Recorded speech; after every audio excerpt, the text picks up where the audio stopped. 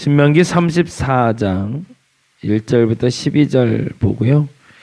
오늘은 여호수아 2장 24절까지인데 사실은 여호수아도 할 얘기가 많긴 한데 그 얘기는 내일 좀 다루고요.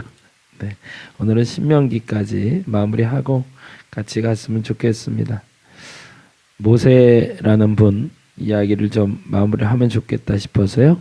신명기 34장 1절에서 12절까지 말씀 같이 한 목소리로 읽도록 하겠습니다. 모세가 모압 평지에서 느보산에 올라가 여리고 맞은편 비스가 산 꼭대기에 이르러 여호와께서 길르앗 온 땅을 단까지 보이시고 또 온 납달리와 에브라임과 므낫세의 땅과 서해까지의 유다 온 땅과 네겝과 종려나무의 성읍 여리고 골짜기 평지를 소알까지 보이시고 여호와께서 그에게 이르시되 이삭과 야곱에게 맹세하여 그의 후손에게 주리라 한 땅이라 내가 내 눈으로 보게 하였거니와 너는 그리로 건너가지 못하리라 하시매 이에 여호와의 종 모세가 여호와의 말씀대로 모압 땅에서 죽어 벳부얼 맞은편 모압 땅에서 골짜기에 장사되었고 오늘까지 그의 묻힌 곳을 아는 자가 없느니라. 모세가 죽을 때 나이 120세였으나 그의 눈이 흐리지 아니하였고 기력이 쇠하지 아니하였더라. 이스라엘 자손이 모압 평지에서 모세를 위하여 애곡하는 기간이 끝나도록 모세를 위하여 30일을 애곡하니라.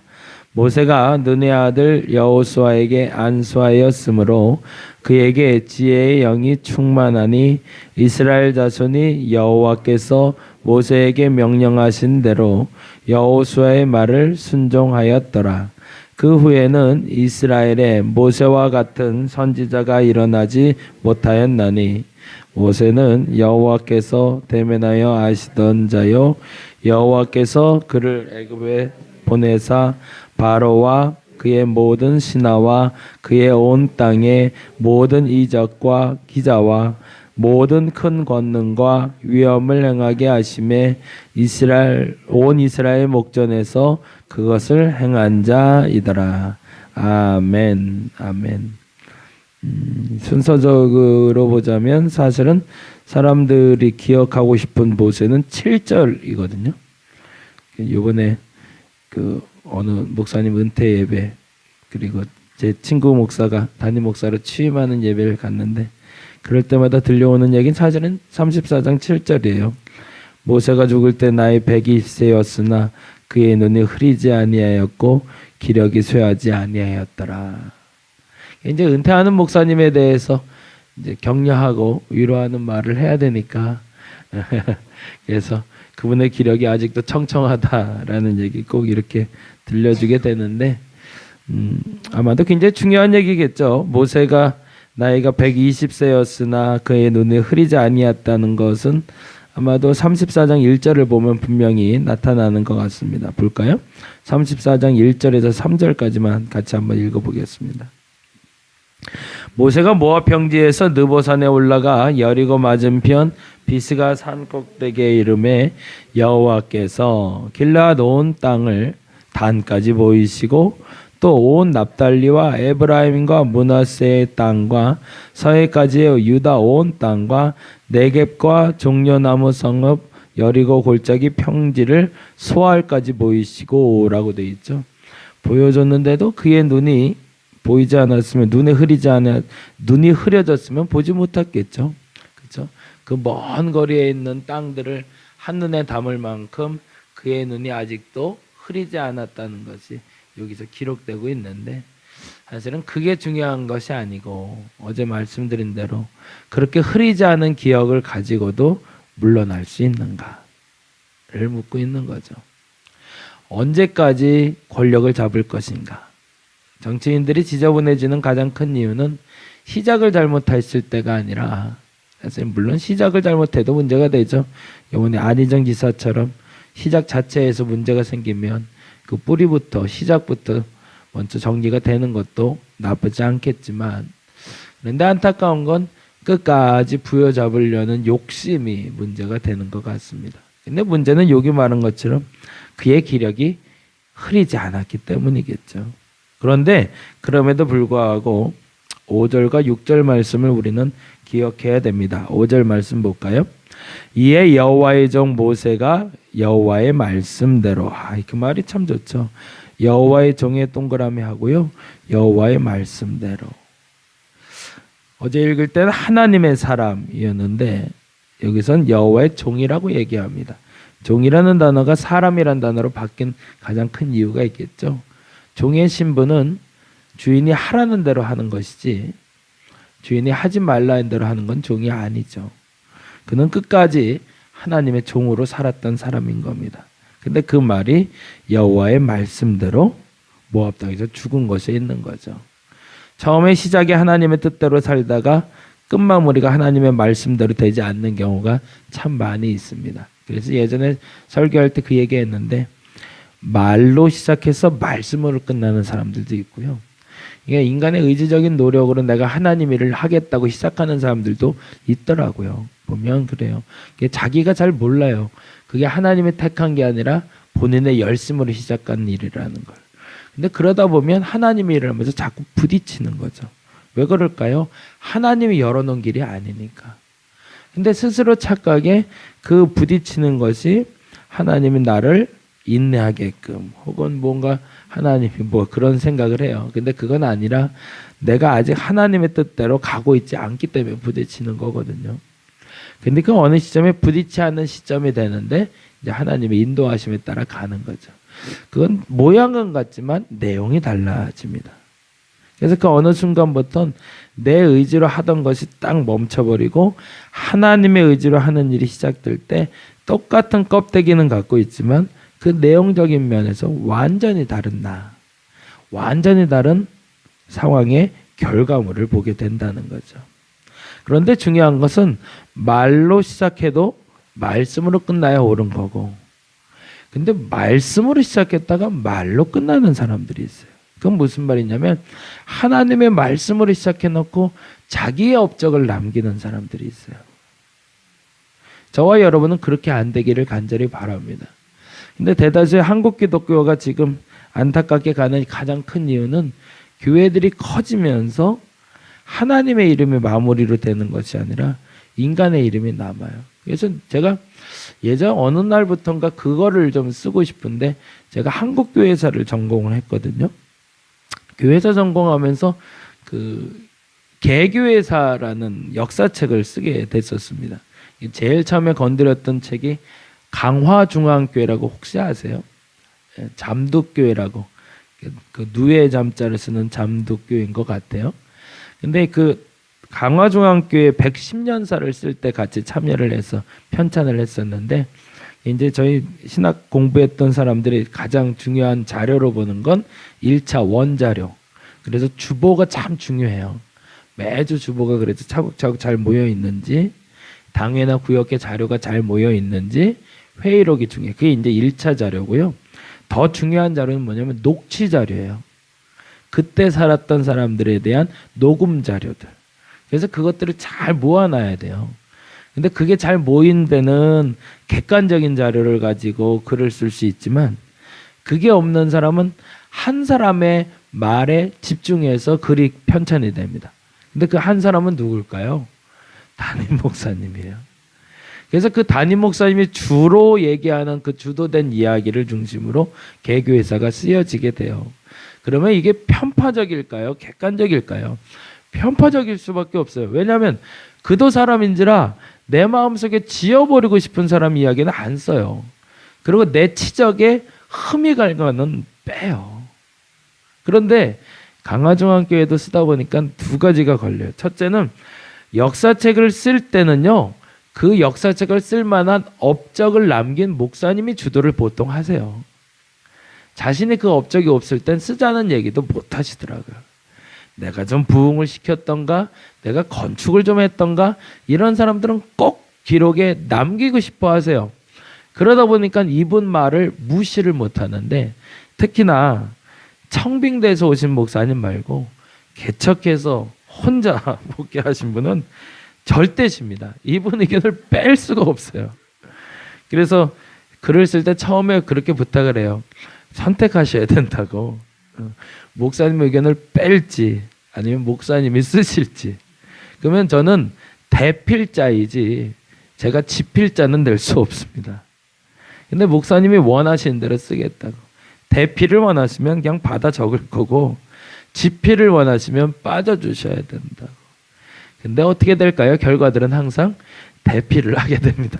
그냥 받아쓰기 바빠요. 강화중앙교회는 담임 목사님도 강했지만 강한 분이 있었는데 장로님 두 분이 있었는데요. 당이 달랐어요. 당이. 한쪽은 빨간색이고 한쪽은 파란색 당이었어요. 지금 말로 1당, 2당이었는데 이게 선순환되기 위해서 그날도 집필하러 갔더니 두 분 장로님이 옆에 앉아 계시더라고요. 그래서 잘 부탁드립니다. 그 이름만 되면 알만한 분 두 분이세요. 그냥 그 두 분이 강화도에서 국회의원 번갈아 가면서 하시는 분들에게 이번엔 이분 차례라고 그러시더라고요. 아예 차례도 정해놓고 하시더라고요. 근데 이분 차례일 때는 그 역사책에 파란색이면 파란색이 좀 강조되는 색깔의 글을 써요. 근데 빨간색일 때는 빨간색이 조금, 그러니까 이제 박정희 대통령이 좀 부각되는 글을 써야 되고요. 그때 당시에 부흥기를 써야 되고요. 이때는 좀 민주화 운동했던 걸 좀 써줘야 돼요. 그게 이렇게 결정이 되더라고요.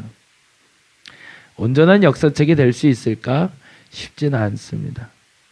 모세가 여호와의 종이라 말한 이유는 거기에 있었습니다. 말씀으로 시작해서 말씀으로 마무리했던 거죠. 저와 여러분이 그렇게 됐으면 좋겠습니다. 그리고 나서 이야기 나오는 게 이제 여호수아 이야기이긴 한데요. 제가 어저께 카톡을 좀 정리를 좀 했어요. 제가 카카오톡으로 이 새벽 예배 드리는 분들에게 제가 메시지를 좀 보내요. 이렇게 새벽 예배 때 드리는 분들이 여기 앉아 계시고요. 그리고 받기를 원하는 분도 있었고 저와 관계가 돼서 이렇게 카카오톡으로 이 새벽 음성 메시지를 받아보는 분들이 있습니다. 근데 한 번씩 좀 정리를 해요. 이게 해보니까 지난번 이혜선 성도 만나러 갔을 때도 그 얘기했지만 제 친구 목사도 그걸 또 하더라고요. 그래서 새벽 말씀 묵상을 이렇게 매일 보내는 일들을 목사님이 종종 하시더라고요. 저도 그 일을 하는데 하다 보니까 제가 알게 된 게 하나가 있어요. 저분이 끊지 못하는 사람이 있구나. 이것도 공예일 수도 있겠다. 근데 이거를 끊을 수 있는 방법을 그때 못 찾았어요. 제가 스스로. 왜냐하면 사실은 제가 끊어져야 끊어지는 건데 근데 이게 자칫 잘못하면 오해가 생길 수 있겠더라고요. 내가 저 사람이 싫어서 끊는다는 오해도 생길 수 있고 아니면은 저 사람은 계속 받아보고 싶은데 내 임의로 끊어버릴 수도 있으니까. 근데 그게요 한 6개월이나 1년 정도가 되면 한 누적이 한 30명에서 한 40명까지 늘어나더라고요. 아침에 그거 보내다 보면 하루가 가요. 그래서 이거 안 되겠다 그래서 한 40명 정도 되면은 쭉 줄여서 한 10명까지. 그래서 10명부터 다시 시작해서 한 40명까지 늘렸다가 쭉. 그래서 이번에 다시 한번 또 정리하려고 어제 한 20명 안에서 한 30명 정도를 어제 정리를 좀 했는데 정리한 기준은 거기에 있었습니다. 잘 받아보는 중에 이제는 제가 직접 보내드리지 않아도 본인이 찾아서 들을 수 있는 분들. 제가 유튜브에 계속 올리고 있거든요. 그런 분들을 밴드로 초대를 해요. 그래서 저희 교회 밴드라고 그래서 이제 인터넷 사이트가 있는데 거기에 초대해서 거기서 들을 수 있도록 그렇게 초대를 해드립니다. 근데 만일에 안 넘어오는 분들 중에 두 가지 생각이 있겠죠. 그냥 유튜브로 듣는 분들도 있고 그리고 밴드에서 검색해서 듣는 분들도 있을 거고 아니면 아예 안 듣는 분들도 생기겠죠. 근데 그렇게 하다 보니까 조금 더 수월해지는 건 저도 이제 한번 정리할 수 있는 계기도 되고 누가 지속적으로 들어왔는지를 알게 되는 계기가 되더라고요. 그래서 어제 한 분이 이렇게 카톡 정리하고 밴드를 초청했더니 한 분이 바로 밴드에서 가입 신청을 하시고 카톡이 왔는데 너무너무 감사했어요. 그게 뭐냐면 제가 이렇게 카톡으로 보내드리면 한 7명 정도한테 자기가 또 보내고 계시대요. 그래서 그분 통해서 한 8명, 그러니까 총 8명이 이 새벽 설교를 같이 듣고 있는 거죠. 수원에 사시는 분이거든요. 여기까지 나올 수는 없지만. 그래서 그런 것들을 보면서 참 감사함도 생각했지만 한 가지 더 분명하게 깨달은 것이 그거였습니다. 시작한 사람이 끝내줘야 되는구나. 시작한 사람이.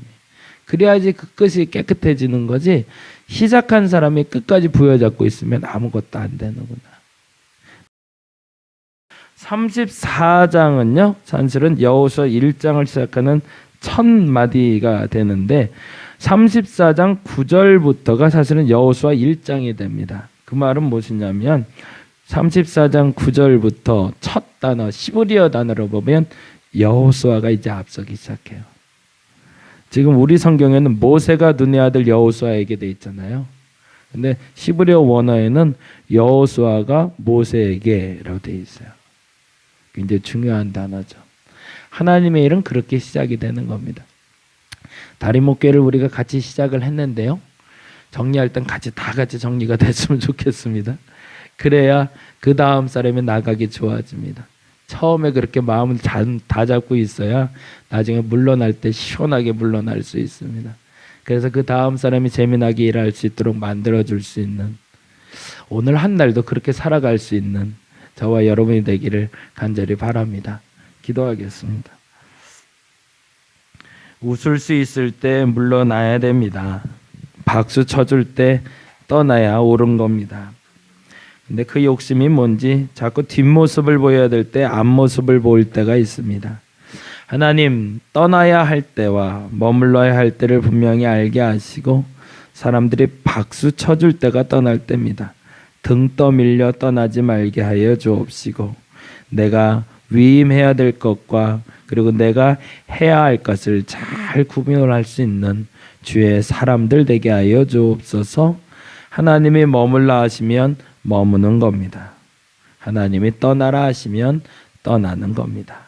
그래야 모세와 같은 삶을 살 수 있습니다. 그 후에는 이스라엘의 모세와 같은 선지자가 일어나지 못하였다. 모세는 여호와께서 대면하여 아시던 자다. 우리의 마지막에도 이 동일한 말을 듣게 하여 주시옵소서. 감사합니다. 고마우신 예수님 이름으로 기도드렸습니다. 다 같이 기도하고 돌아가도록 하겠습니다.